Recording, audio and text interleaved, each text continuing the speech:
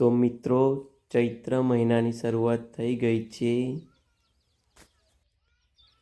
જેવો ચૈત્ર મહિનો ચાલુ થઈ જાય છે તરત જ લીમડાની યાદ આવી જાય છે, અને એમાંય લીમડાના મોરની તમે જોઈ શકો છો આ મોર કેટલો ખીલી ઉઠ્યો છે।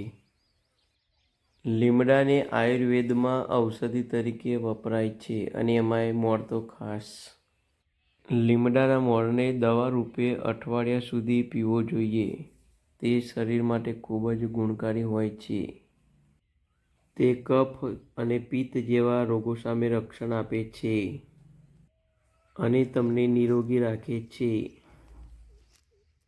મોરનો ઉપયોગ કર્યા પહેલાં તેને ચોખ્ખા પાણીથી આપણે ધોઈ નાખીશું। ત્યારબાદ તેને રાત્રિ દરમિયાન પાણી સાથે તાંબાના વાસણમાં પલાળીને મૂકી રાખીશું। ખોળણીમાં ખોડીને પણ તમે તેનો રસ કાઢી શકો છો અને તેને ગાળીને તમે પી શકો છો। નાના બાળકોને પણ તમે ચમચી ભરીને પી શકો છો। રસને તમે વધારે પ્રમાણમાં ક્યારેય ન લો, એને પ્રમાણસર જ લો।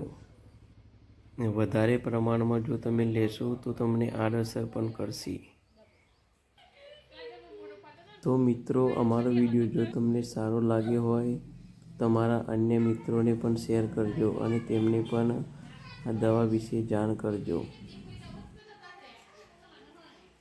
તો અવનવા આવા વિડીયો જોવા માટે અમારી ચેનલને સબસ્ક્રાઈબ કરી લેજો અને આપેલા બેલ આઇકોન બટન પર ક્લિક કરી દેજો।